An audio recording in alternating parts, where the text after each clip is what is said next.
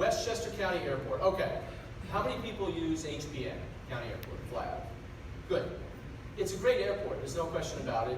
It is a small and medium-sized airport. It's what we want to keep it, a small and medium-sized airport. But there is a lot that can be done to make it better than it is right now. For the flying public, better protections. The assets there are great, but again, it's costly. Now, just a little history on this because there's a lot of misinformation on what the plan is for the airport. This Friday, we will get proposals back from however many companies are looking to make a proposal to basically run the airport for the county. Not a radical idea, because since 1945, literally since 1945 at the end of World War II, when Westchester took possession of the airport, when it was given to us by the federal government, we have had a private company run the airport for Westchester County. We have three employees we have that are at the airport. Everyone else at the airport is an employee of Apports, one of many companies that have run the day-to-day operations since 1945. Here's the problem. It's not with Apports, the company that runs it. They do a good job. The problem is, under federal law, all the money that comes into an airport has to stay at the airport. Okay? It's good and bad about that.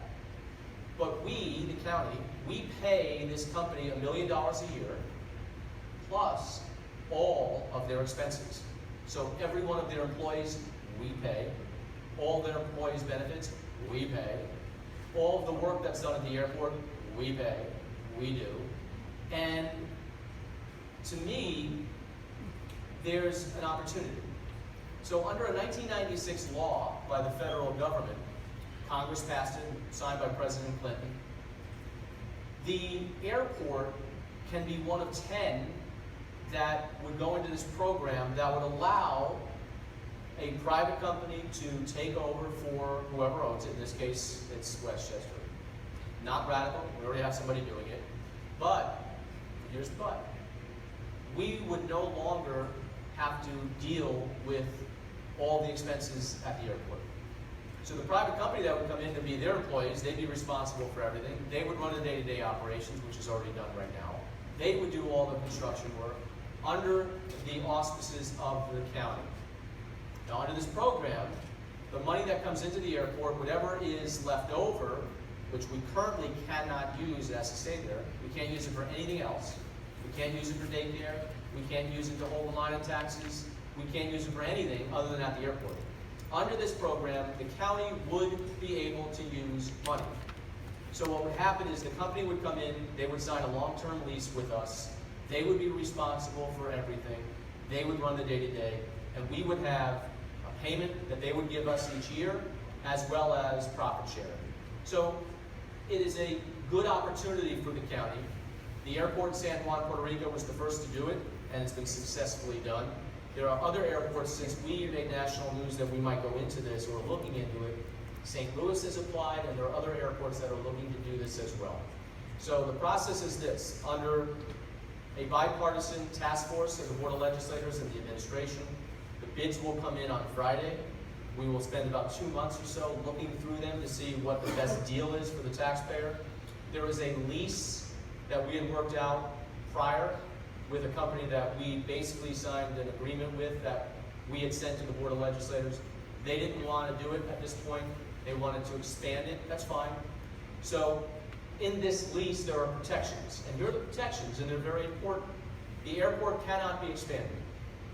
So the LaGuardia North argument, which is one that I would be very careful about, because I live in the flight path, by the way, of the county airport.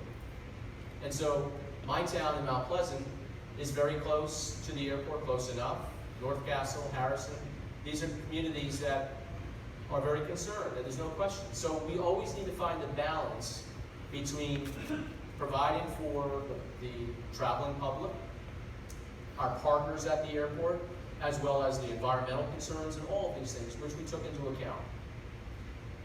The airport cannot be expanded.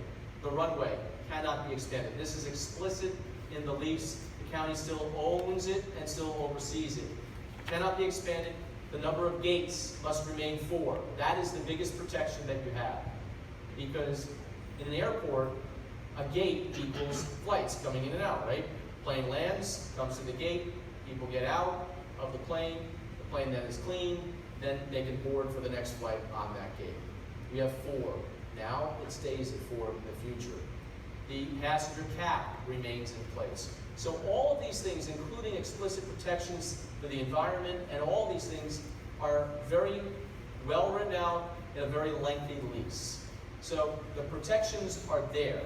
Now, when we get all the bids and find out what we're doing, it's going to take a while, but we're working in a bipartisan way, and then we will put out what the winning bid is for everyone to see it, and then we can have public comment as we normally would. So that's where we are with the airport, but there are many misconceptions about what it is and what it is not. So earlier you said that there would be no expansion at the airport, but I understand the master plan talks about expansion, and I'm concerned that, and I know that people have looked at building a wastewater treatment plant out there, and since the airplane, all the exhaust from the planes lands on us, and it's right next to our water supply, I'm worried that during this privatization process that you're going through, that there'll be some way that they can wiggle in to overcome the caps that have been in place to protect us for so long. And I want to be really clear that that's really critical for me, and I think for other people here in the room. Yeah. No, I mean, that's good. That's been concern for us from day one. We understand that. We understand that there's a balance that has to be reached between the airport that it is, the traveling public that uses it and expects good services, our obligations to the tenants and to the airlines, but really our obligations to our taxpayers and the people who live near the airport, as well as the environment. So all of that we took into account and we codified that. Your question with regard to what was the first question? The master plan. The master plan is completely separate. It is completely and utterly separate from the whole airport public-private partnership. The master plan technically isn't required, but the FAA basically says, yeah, well, you're going to do it.